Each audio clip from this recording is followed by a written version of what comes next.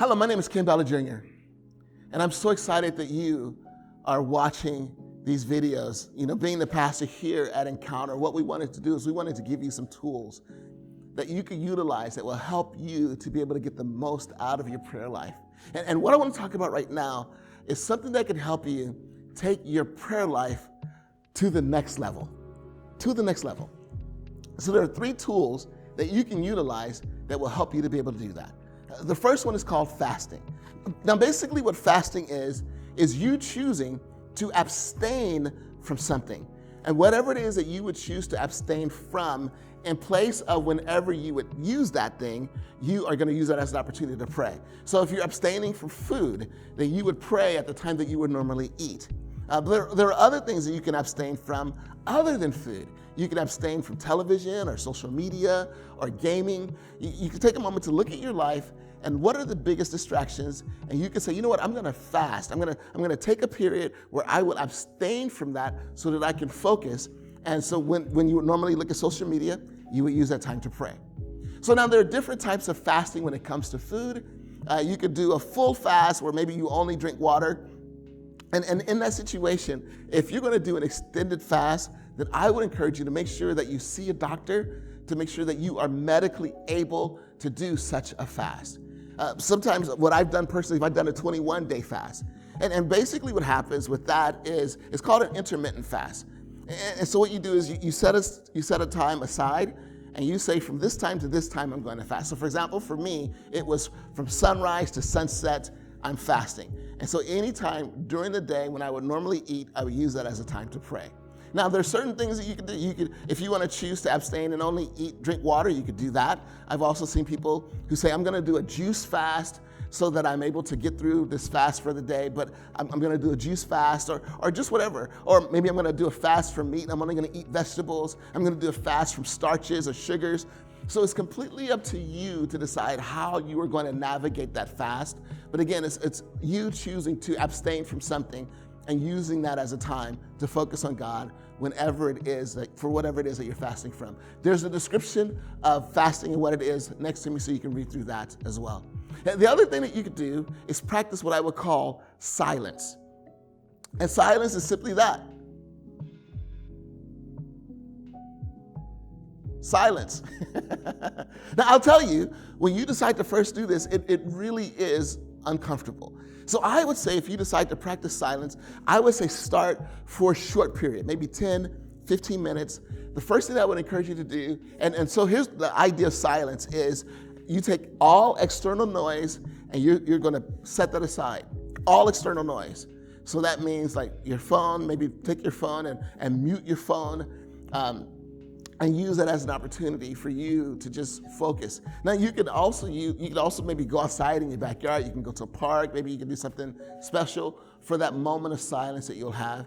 But when you first try to practice silence, it's going to be really weird. So what I would encourage you to do is have a pen and paper with you, because what's going to happen is your mind is not used to silence. So initially, all of these thoughts are going to flood. All of these thoughts are things that you want to get through. And so that you're not distracted, maybe write down those thoughts so you can go back and you can address them later.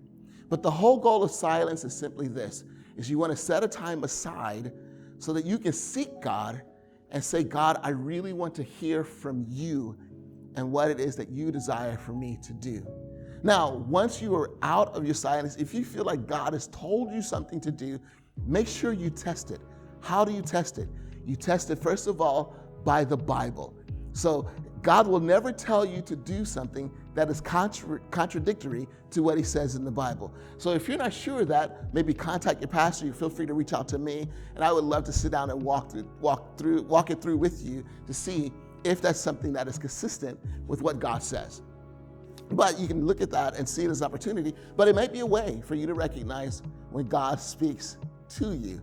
And that brings us to the third thing that you can do. It's what I call a personal summit. And so what I'm going to do is there's going to be a description of a personal summit next to me. And basically what a personal summit is it's a time where you set a day aside. It's an appointment for you and God. It doesn't have to be a whole day. It could be like a few hours, but it's just you and God.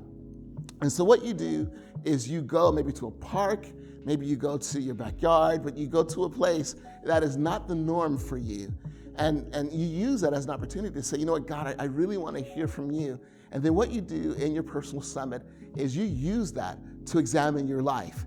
You look at if you're a parent, you look at the different roles in your life, maybe as a parent, as a boss, as a friend, whatever it might be. How are you doing in those roles in your life? What are your goals? What are your directions? So you begin to look at just all these questions that you're asking yourself. But really what it is, it's a time that you set aside for you just to personally connect with God in your relationship with Him. So I've done personal summits. It's something that I've added to my schedule.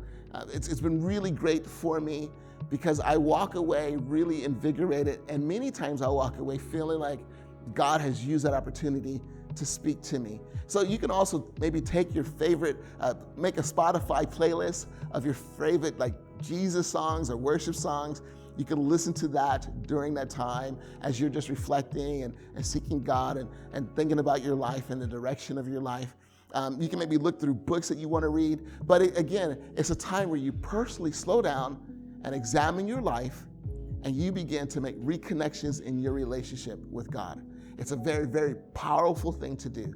So these are 3 tools that you can use to help you take your prayer life to the next level.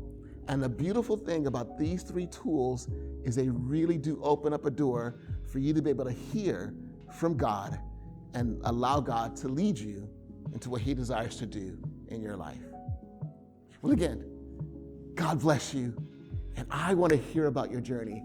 So please, please share this with me as you feel like God working and moving in your life. Well, take care. God bless you. And thank you for allowing us to be on this journey with you.